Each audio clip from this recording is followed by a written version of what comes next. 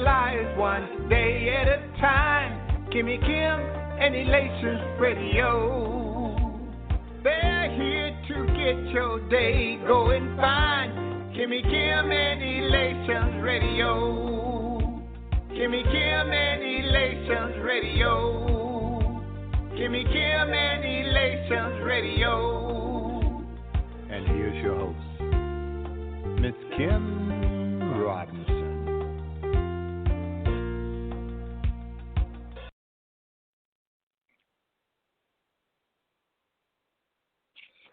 Hello, how y'all doing? This is Charles McCutchen. I'm your favorite entrepreneur. This is the new year.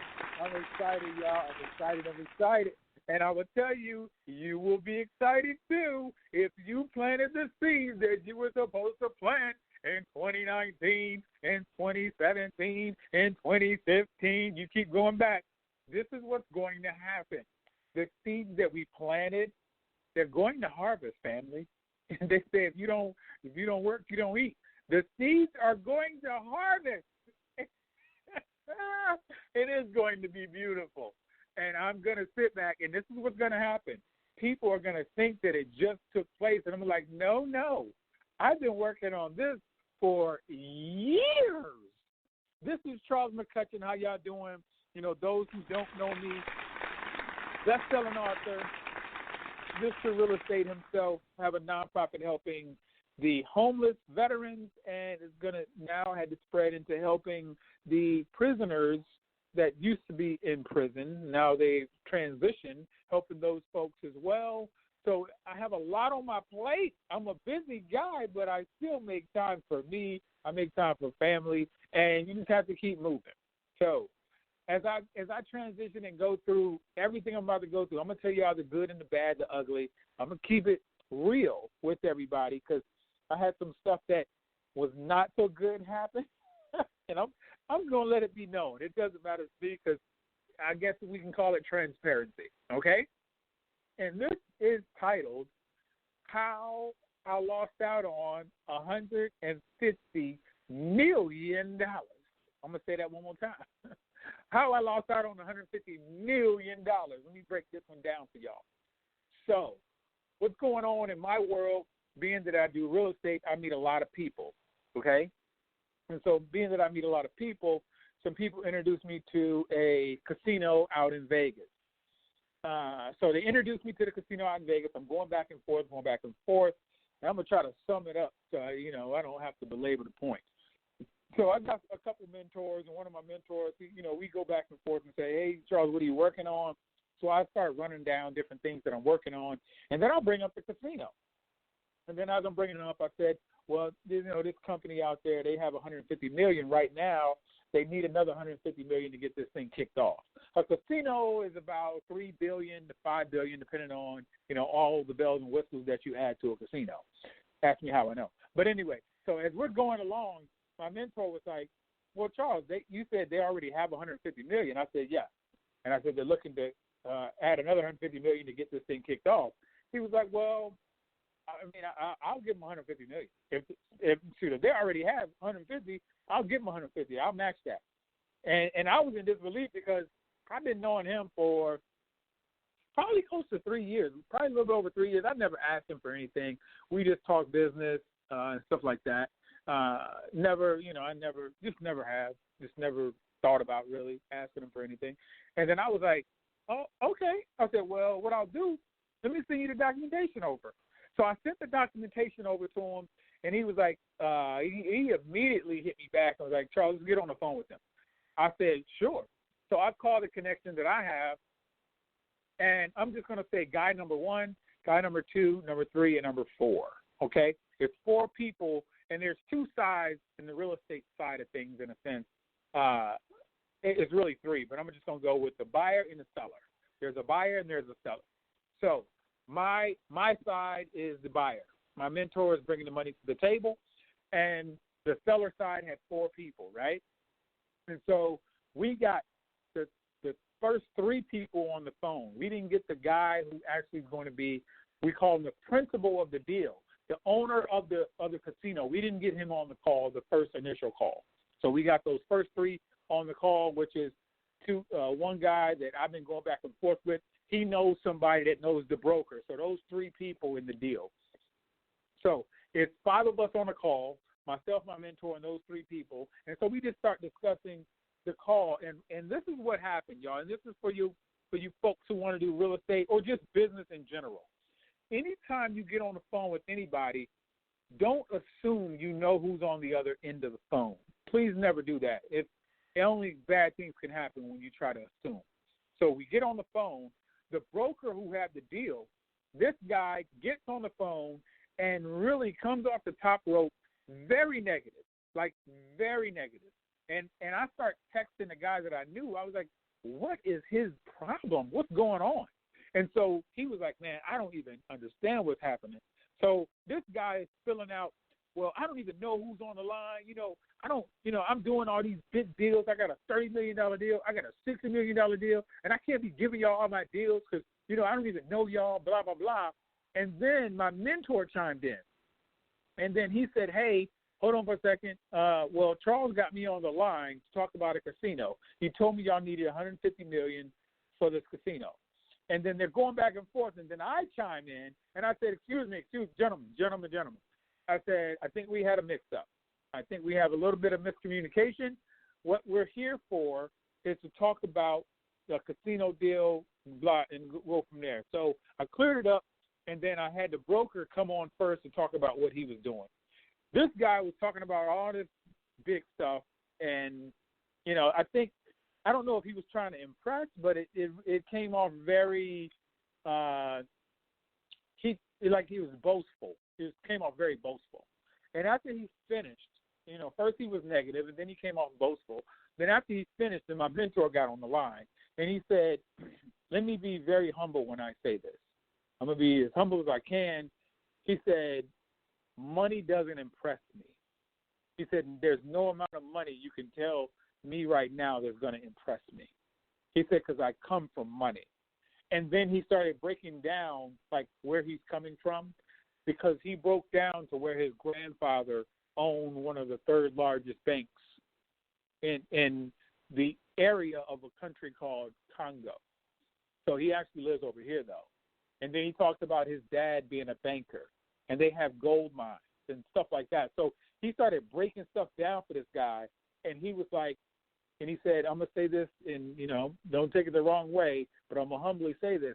$150 million is not a lot of money. He said that on the call, and I was like, oh, he about that life. I was just laughing because I was like, that dude came off all wrong, being negative at first and then trying to impress with the money part. And my mentor had to break him down a little bit to say, I'm about this life. This is what I do. He's more of a philanthropist type, because once you start making, that type of money, you're a philanthropist. You want to help people, and that's what he does. He has to help people. And so as we go along further in the conversation, my mentor asked the broker guy, he said, so what are you in this deal? He said, are you just the broker? And that must have hit a trigger because the broker, he got a little offended. He said, oh, wait, yeah, but you can't, this deal doesn't move without me, And he was like, no. He said, I didn't mean it by any way. I'm just saying that's what you are the broker of this deal. Is that correct? He said, yes. He said, that's all I was asking. I just wanted to know what your position was in this deal. And so he said, well, what I would like to do, I'd like to get on with the principal. And the principal of the deal, that's the person who really has ownership of the deal. And so that's that fourth person that we hooked up.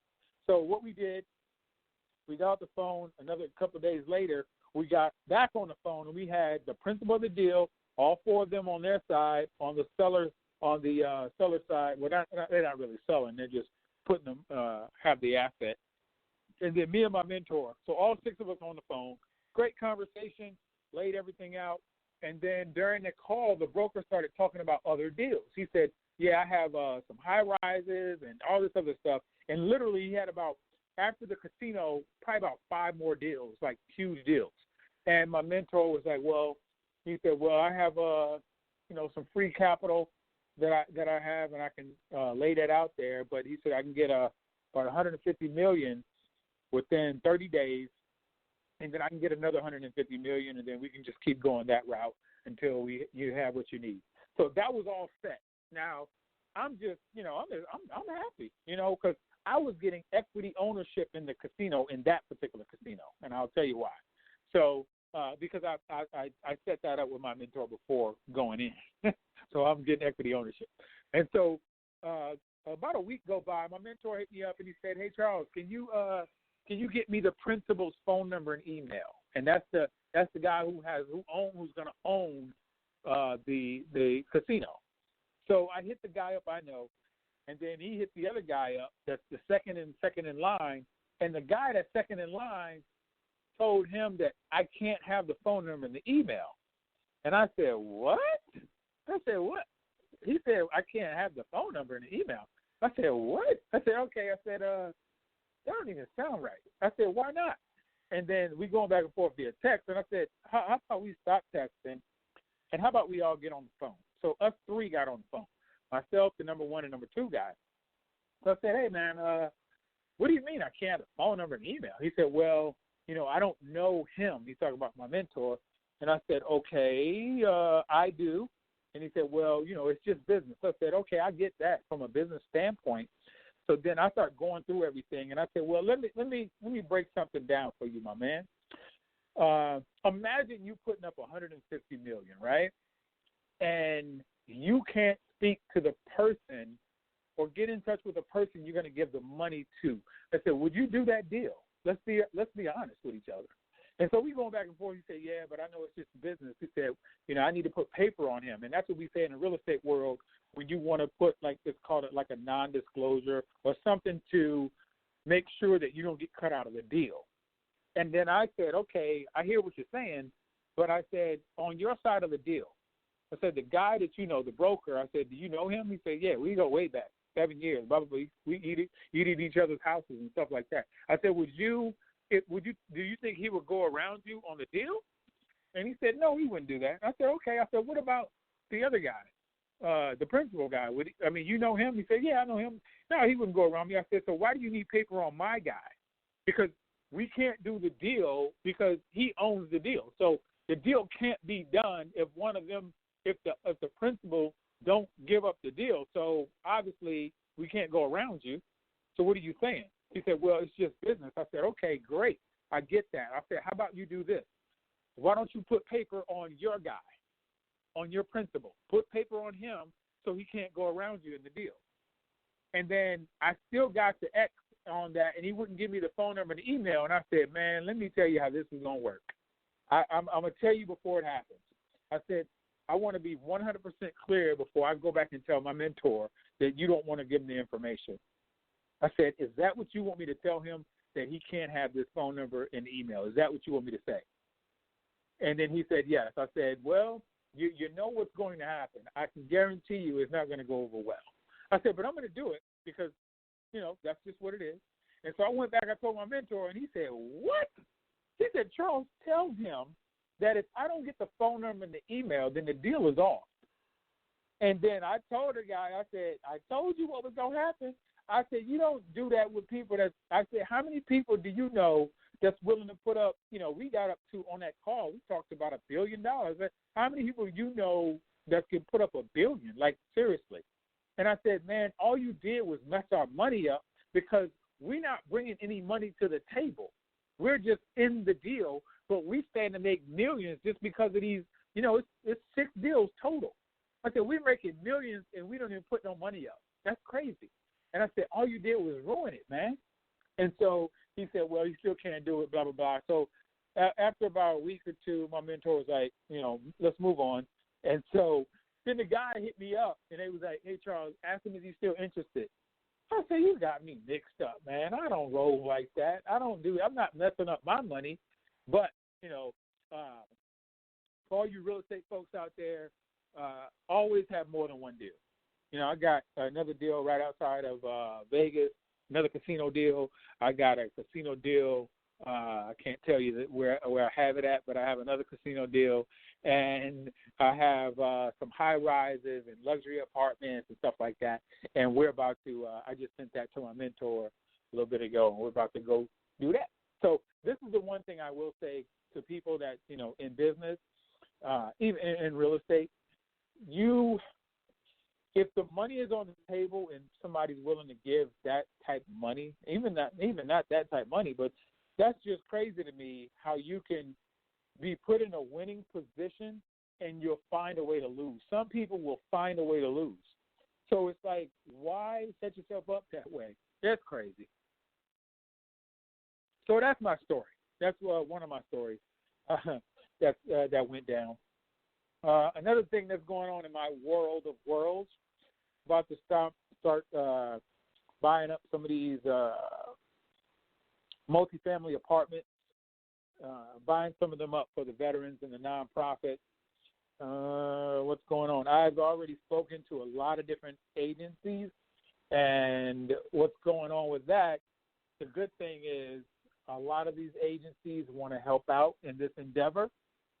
And so I've been shaking hands for about 6 months, 6 months of work. And now I can, some of the fruits of my labor are going to, they're going to come to fruition here this year for 2020. It's going to be some grand openings. It's just going to be a lot. It's a lot going on from the seeds that I planted. You know, a lot of people helping me out on this journey as well. And it's just amazing to be able to have the quality people that I'm surrounded with to be able to tap into their networks and for people to be able to help me along this journey. Another way that I'm going to be helped is I have a company that I'm working with right now. They want to donate money to the nonprofit, to my nonprofit, to where we can actually use the nonprofit, build a structure, which is a museum. It's going to be an African-American museum, and then donate it to the city. But it's going to be via the nonprofit, which is awesome, because once you can do it via nonprofit, you can use that as leverage. So if you get, and just for y'all nonprofit folks out there, a little bit of education. So if you have a company that you're working with that's willing to donate to your nonprofit, it's still going into your bank. So let's say we're going to be building this museum that's going to be $7 million. So the museum is $7 million. That money is going to be hitting your account. Boom, boom, boom. So now what that's going to look like to lenders are going to see that, wow, you had a total of $7 million, but it was over a period of maybe even a year, to where 3 months you're getting another, $100,000, $200,000 that hit in your account. So what lenders want to see from a funding perspective is at least $10,000. Well, that's the max, not the max, but on average, it's $10,000 monthly hitting your account, or they go over a range of X number of dollars hitting your account in a specified in a time period. It may be 6 months, maybe a year, and then you can use that as leverage to say, well, my money is coming into my nonprofit. Can I get some business credit? So now you can use that business credit. They say, well, since you're getting $300,000 that's hitting your account every 3 months, what we'll do is give you business credit of $600,000. And now you can use that as leverage to do a deal to where you can make money, however you're going to make money, whatever you do, as an investment. I'm looking at this mainly on the real estate side of things. So just because it's with your nonprofit, hitting your nonprofit bank account, they still can say, well, we can give it to you on a personal level, and you can use it outside of your nonprofit, or you can use it via your nonprofit.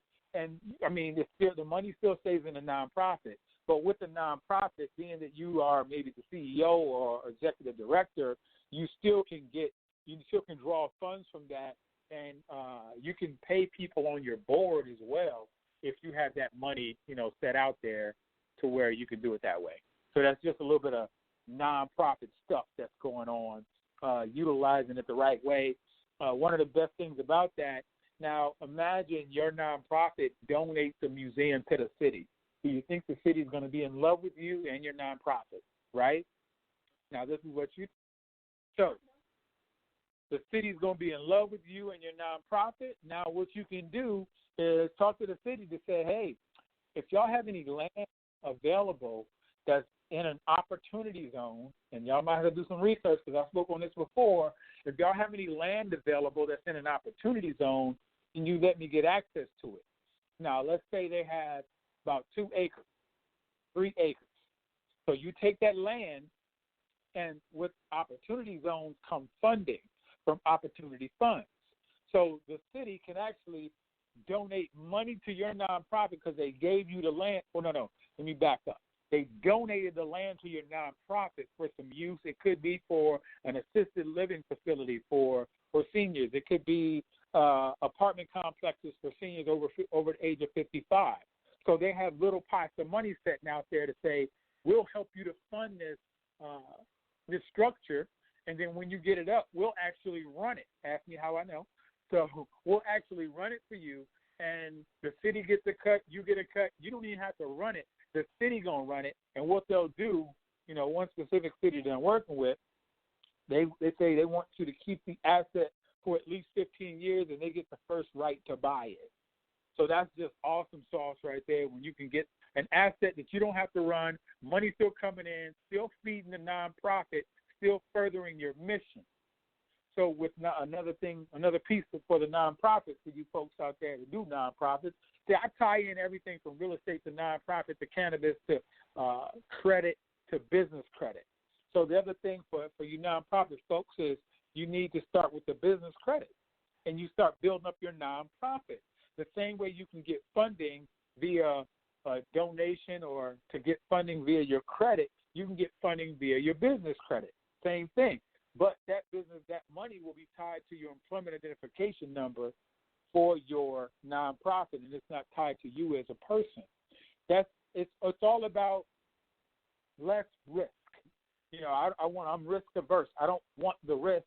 So this is why I do the things that I do, and I put the time in to building the business up. And it takes time to build a business. Everybody wants to do it now, and I get it. Had you started in 2019, you'd be done. But that's if you only work with me. So this is what I see. I still see people out there that's still trying to get business credit and been working on it for the last 4 years, because I've been teaching it for over 4 years, and some people still have not came to me. Some people have, and some people haven't, but they haven't taken the right steps to get business credit. And I think it's a shame that they're really stepping over dollars to get to the pennies. I'm going to let that simmer for y'all for a second. Let that simmer. You're stepping over dollars to get to the pennies. And I just posted this today. So you heard me talk about my mentor. I got a few of them. And what I see is a lot of people trying to get through this thing called 2020. And I think what's going to happen is just going to be more people stagnant right now. And I'm seeing the memes right now, and I know y'all saw them as well. There was a meme out there today. It said in 2018 I had lemon, and in 2019 I had lemonade, and then 2020 I'm going to have a lemonade stand. Let me tell y'all right now, it don't take that long to make lemonade. But less than 5 minutes, 2-3 minutes, lemonade. And people talking about I'm gonna have lemons in 28. Come on, family, we can do way better than that. We can do way better than that. I'm actually coming up with something right now. I already put it together. Now I got to show people how it actually works. I think the biggest thing that people need help with is starting and accountability. So people, and the funny thing is, this is what I get all over social media. Oh, I'm ready. And then when I tell them what ready means to me, they say they're not ready. So they're not hyped no more. Oh, I'm ready to get this. And then they're not hyped no more because I'm telling them of the real work that has to be done. You're not going to skate through this thing. So I have a program. It's a 10-day program that's going to actually hold you accountable, where you got to put your goals and you got to answer the right questions. But it's up to you to answer the questions and put your goals down. So I'm going to be putting that on social media here. I'm going to create a group, and that group, we're going to hold each other accountable as we go through. It's going to be a total of 90 days. So I broke it up into 10 days. Every 10 days, boom. And you got to assess yourself in that 10-day period, and it's going to hold you accountable. Either you're going to do it or you're not. There's no in between. You're either going to or you're not. And so every 10 days, and then your 30 days are down. Then 30 days are down. Then 90 days are down. And then we start over. So that's 3 months down. So this is 4 quarters, family. That's just how everything works for us. If you can master your time and understand where your time is going, you have a better outcome. If you know you're supposed to be getting your letters off to get your credit repaired, why haven't you done it? You wrote it on your 10-day program. Why isn't it done? And all you can do is look at it, and that's on you. So you can go back. The best thing to do after that 10 days, you go back and look over, all the stuff that you wrote down. It's like a journal. But see, a lot of people journal, but they don't have any accountability. And if they do have accountability, it's somebody that probably hasn't been there, done that. So I was listening to this lady and her friend. They were talking about doing vision boards and stuff like that, which is cool. And I said, okay, the vision board looked pretty. Now, after the vision board, what's next? They was like, what do you mean? We got the vision board. It's so much bigger than the vision board. Y'all already heard we seeing pictures, right? Y'all heard seeing is believing, right? We need the steps. So you have the Bentley up there on your vision board, right? Okay, after how you get into the Bentley? If that's what you want. Or you have the house up there, or you want to stop working. What's the steps that's going to get there?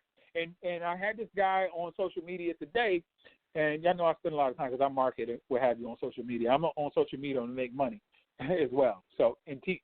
But so I had this guy up there. He was talking about real estate, what he was doing and stuff like that. I said, well, he wanted to be done working or something like that. I said, well, what does your mentor say?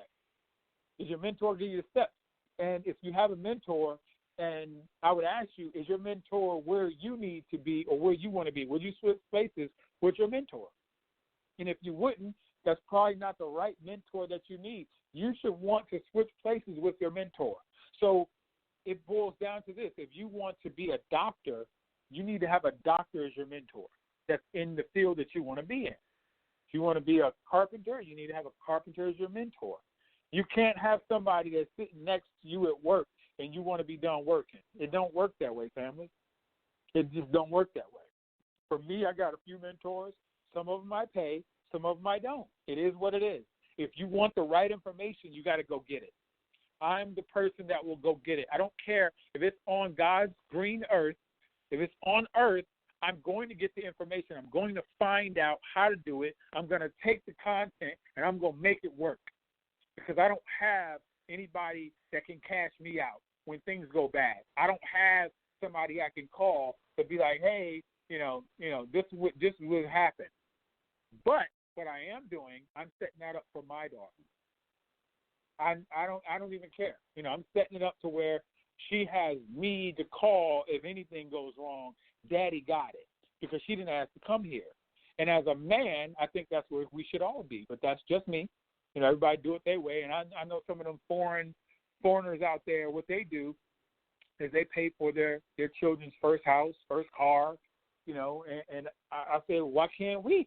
Why we always got to start out on the ground floor? I'm tired. I don't know about y'all.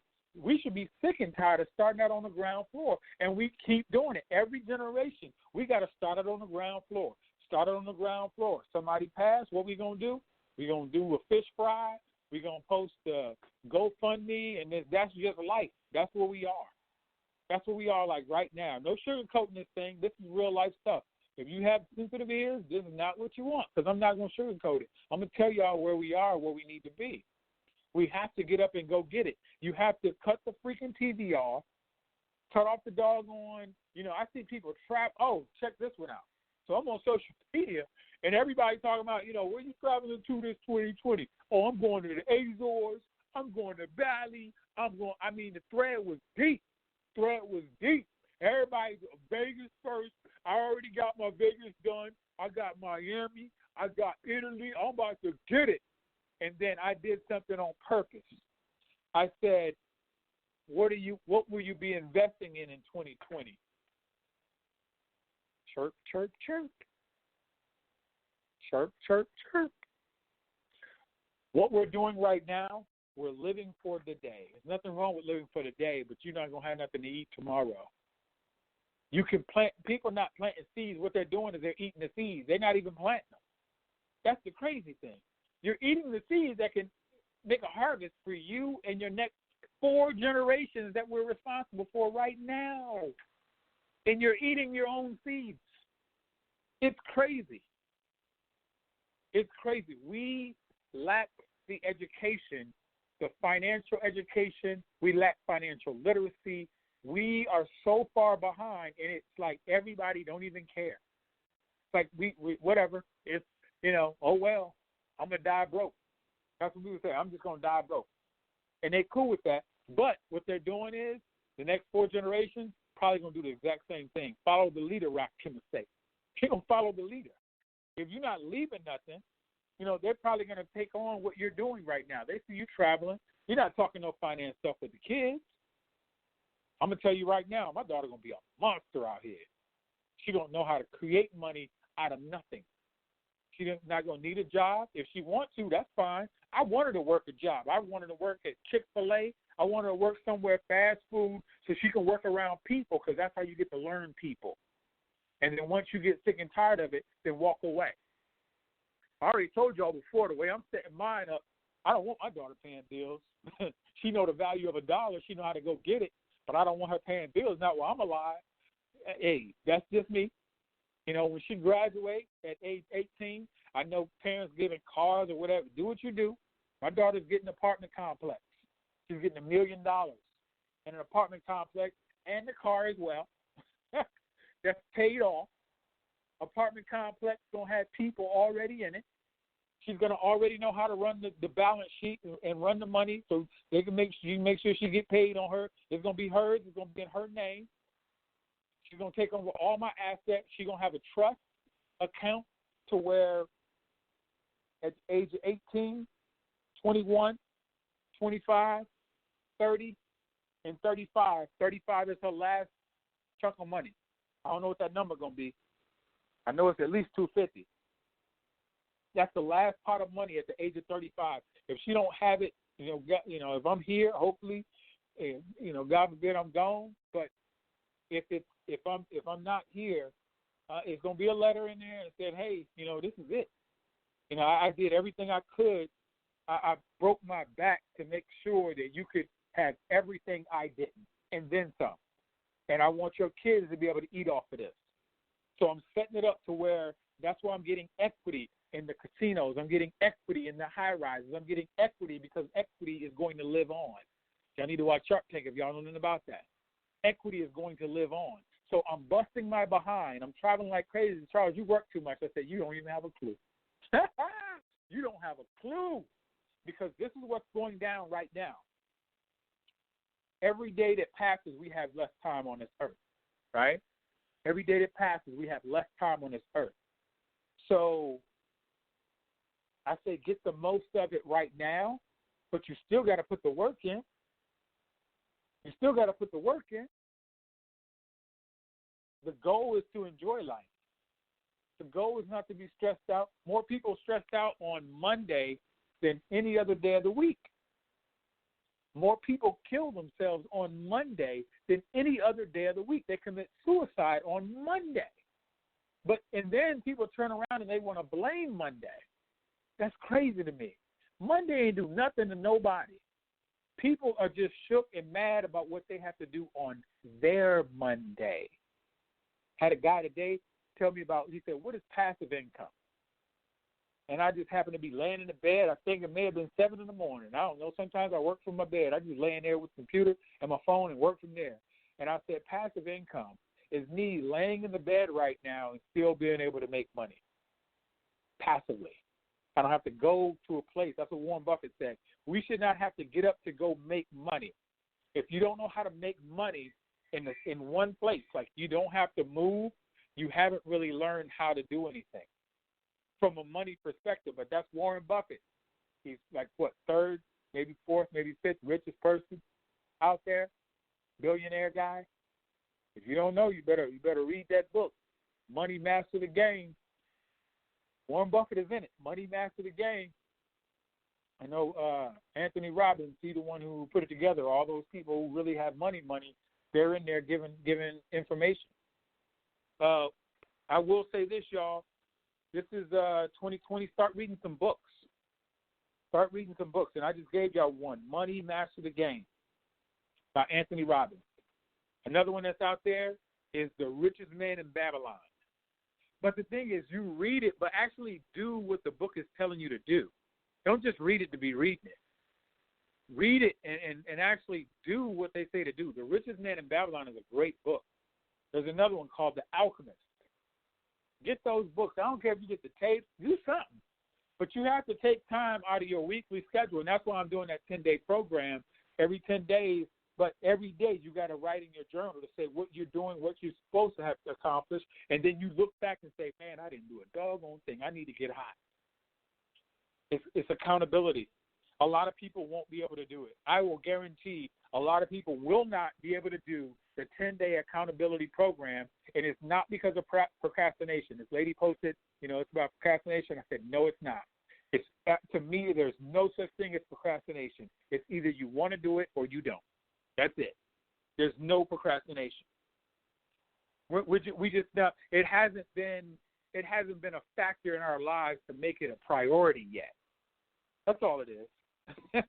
It's not a priority. So it's not procrastination. You just don't want to do it right now. And that's like for a lot of things we do. Even when we was in school, we start hustling when we know we only got five more hours to do this doggone paper. We used to get the paper done, though. Believe that. The paper will get done. And that's when we sometimes do our best work, when we under the gun. So I hope y'all got something from this.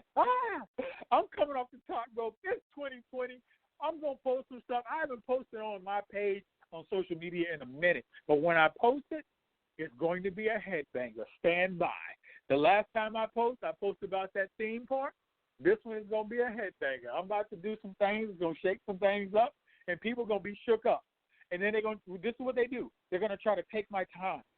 Oh, Charles, I need to sit down with you. No, you don't. You don't need to sit down with me. Imagine you sit down with 20 people for an hour. That's 20 hours of mine gone. I don't have that kind of time. What you need?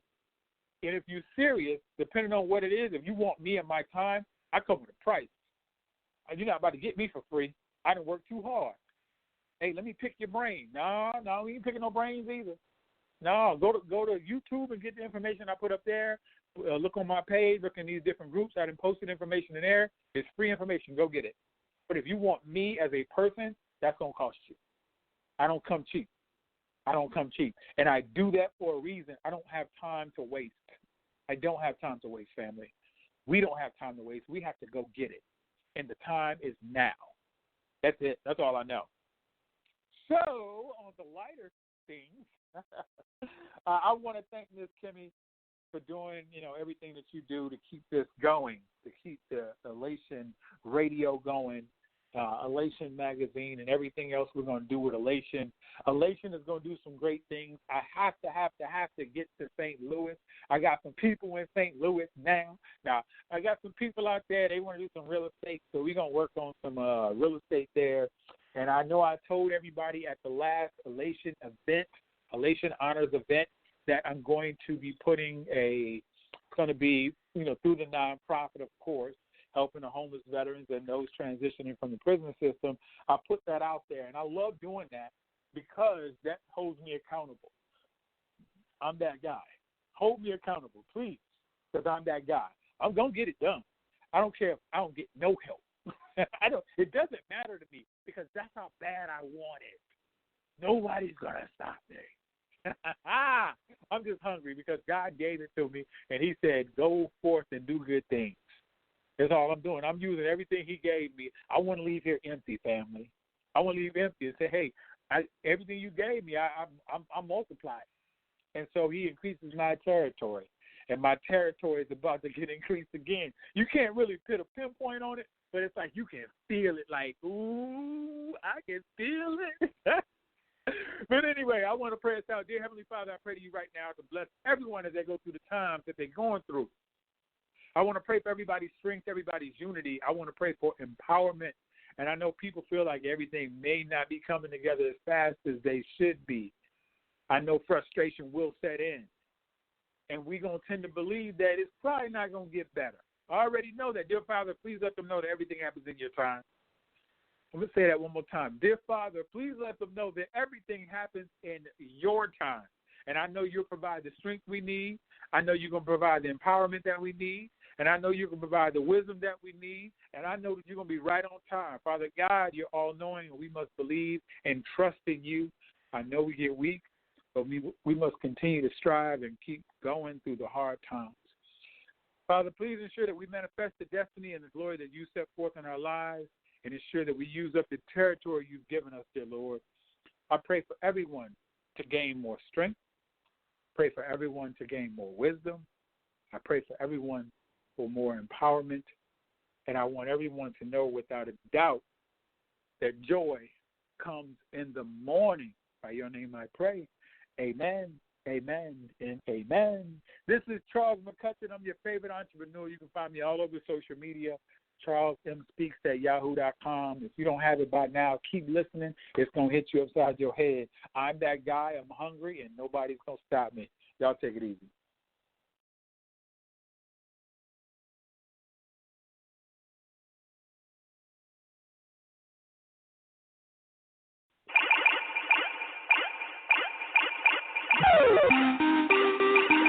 That's right. Yeah. Pray to him. You got to put in the work too. That's right. You just can't pray and he just give it to you. No, he ain't going to give it to you. You got to put in the work. He going to put in the work. We going to put in the work. And we put it together, and it's all teamwork.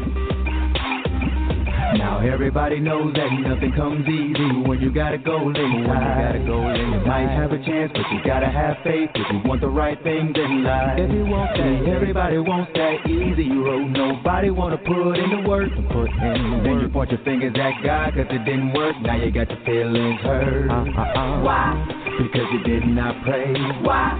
Because you didn't have faith. Why? Your heart was not in the right place. Why? Or maybe you was in a dark place. But this is not the time to be down. So you better stand up. You better turn that frown upside down. And you better stand up. You gotta put in the work. He gon' put in the work. We gon' put in the work. And we put it together, and it's all teamwork. See, everyone in life has had to go and face their fears. And if there is a lack of prayer, then soon follow the tears. So never give up hope because there is nothing to fear. Just put in the work and you will see it all so clear. Oh, so clear. Wait a minute, you got to focus on you. Oh, so clear. And when you plant that seed, that's when he'll come through. Oh, so clear. There is no I in you, so you better team up. Oh, so clear. I got the perfect partner for you. Just look up. You gotta put in the work. He gon' put in the work. We gon' put in the work. And we put it together. And it's all teamwork. W means you're willing to fight for it all. O means outlasting every downfall. R means resurrection, God all up in this place. K means you kick the devil right in his face. And I'm like, work, pray, work, come on and work, pray, work, come on and work, pray, work, come on and work, pray, work, pray, work. You gotta put in the work. You gotta put in the work. He gon' put in the work. He gon' put in the work. We gon' put in the work. You gotta put in the work. And we put it together, and it's all teamwork. Here we go now.